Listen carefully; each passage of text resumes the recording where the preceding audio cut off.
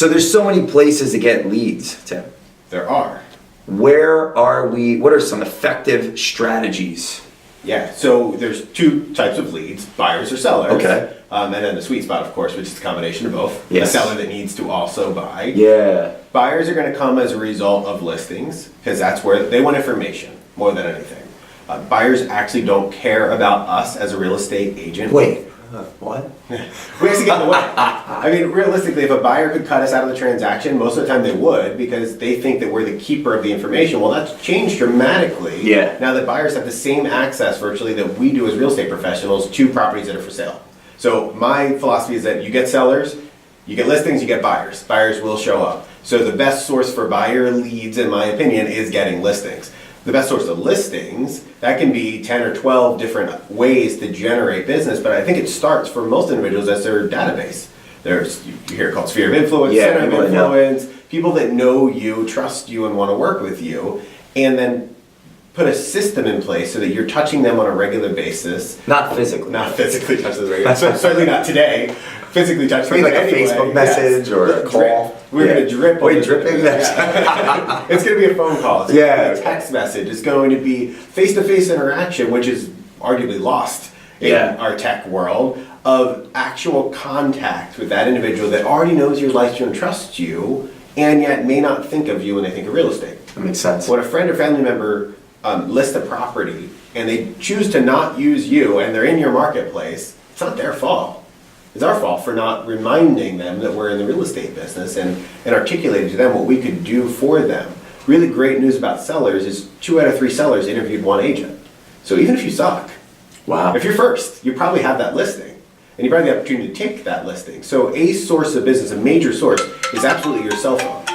Well, which is ringing, which is perfect timing. Make that up. But most individuals have 1,000 or more people in their cell phone.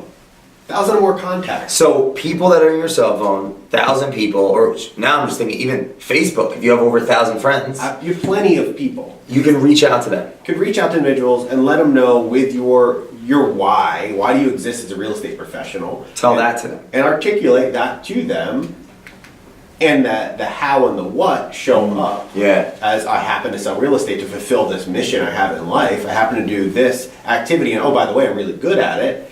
They don't necessarily care about those things until they care about why. That's really good advice. I want to hone that in because the book Start With Why that you studied, I've read as well.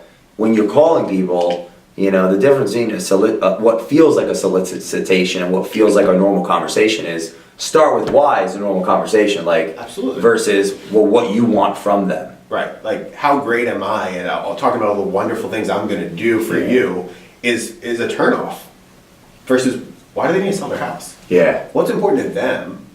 And are they a match with me? Wouldn't it be great if you went on so many listing appointments that you said no all the time?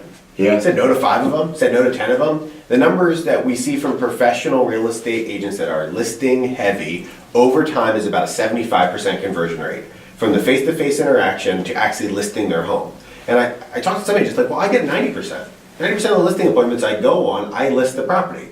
It tells me one of 2 things. Number one, they're saying yes when they probably shouldn't. They're probably taking listings that are overpriced. The second thing is they may not be going on enough listing appointments, which is usually the case. They're probably not going on enough listing appointments. Well, I went on 5 last year, and I got 4 of them. That's my 80%. Okay, well that's great. How about 5 a week? How about 5 a week? How about 500 over the course of the year? Like, what are your real numbers so we can quantify that data and focus on taking the listings that you want? You are earning a listing, but you're really taking it. 2 out of 3 times you're going to list with you simply by being there and showing up first. So if you're not getting at least 66% conversion rate, something's really, really off. So it's focusing on those conversion rates. So kind of back to the sources, the original question. Yes, your database. For sale by owners, expireds, networking, there can be a ton of ways to generate business.